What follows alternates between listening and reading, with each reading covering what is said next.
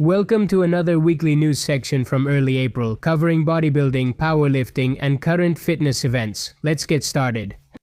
Derek Lansford, the Open Mr. Olympia, is desperate to improve. He doesn't want to lose his title, and he's using the latest technology.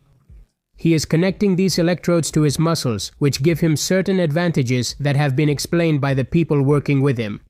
Apparently, it produces a neuromuscular activation designed to recruit more fibers, improve muscle contractions, and speed up growth with less fatigue.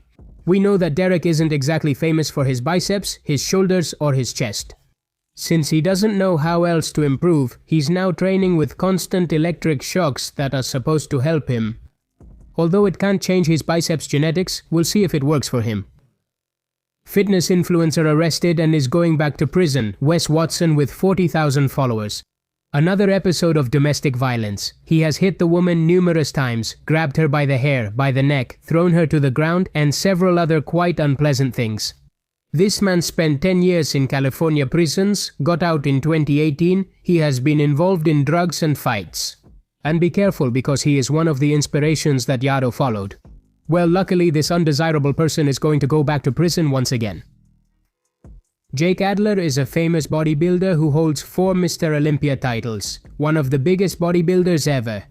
Well, this video surfaced from when he was in his prime, where he lifts 180 kilos on the incline press, with flawless controlled slow technique with pauses, and he's able to do 12 reps. So later Michael Gernot tells him how to bench. The strength he had was incredible.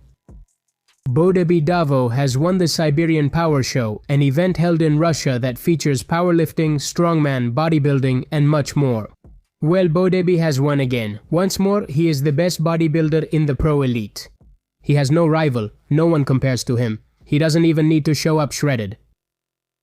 A weightlifter from India was hospitalized after eating 39 coins and 37 magnets. Because he thought zinc helps build muscle mass. I know it sounds like a joke, but I promise it's true. The news from India at this point is a meme. I just imagine the man there every morning, getting up and eating a magnet and eating coins. The incredible thing is that he's still alive. Andrew House, my teddy bear, has lifted 383 kilos 6 times in a row. And sure, he left the depth at home, but it's amazing that he can do 6 squats with a weight close to 400. What a beast. Wesley Beezers has one of the most sportsmanlike attitudes out there, unlike other bodybuilders. And after finishing second in a bigger field, Sommerfeld at the Arnold said that Mike totally deserved it. That there's no doubt about it, that some people always have their preferences, that he would have liked to win. But if you look at it by pure bodybuilding standards, he was more conditioned, he was more complete from the back, and he was better than him. This is a learning curve for him, and he'll improve. What an incredible mindset. Wesley, great bodybuilder, even better person. Pittsburgh Pro 2026. Andrew Jacked and Samson Jones are going to face off at a guest posing appearance. They are not going to compete. But in theory, if neither of them drops out or cancels, they are going to pose together on stage. And this is going to be super interesting because we will be able to compare them before the Mr. Olympia. Andrew Jacked is absolutely on the rise and Samson lost the Olympia against Derek. Comparing them is going to be very interesting to get an idea of whether Samson could win back the Olympia and whether Andrew could get his first title. And there are only 6 weeks left until then. By the way, since we're discussing Andrew, he won $1 million in prize money from the 2 Arnolds. Apparently the B-Nose gym in Dubai, where Andrew usually trains, gave him an extra $30,000 as a bonus. Yeah, I think he really needed it. He barely had anything, damn. Let's talk about Joaquin Galan, the Spanish bodybuilder. He has reached 132 kilograms and is doing a great job improving his lower body and his conditioning.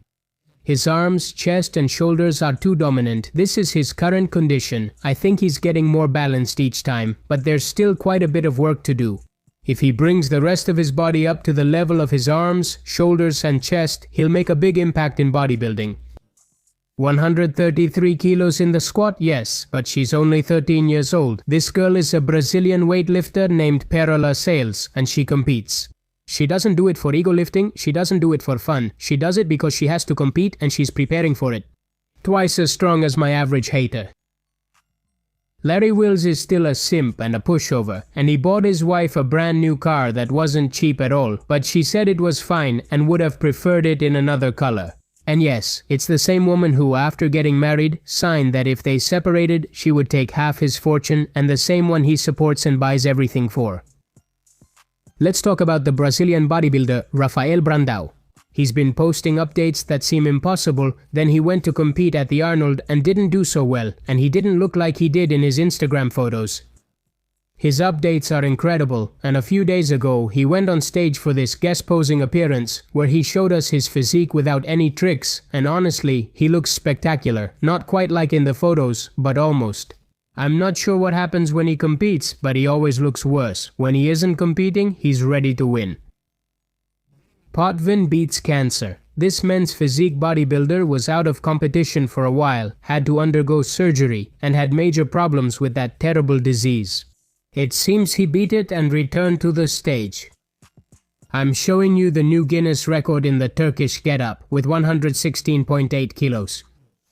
Believe me, it's super difficult. You have to get up like this, holding the weight with one outstretched hand, raised up, fighting against imbalance, doing an asymmetric movement.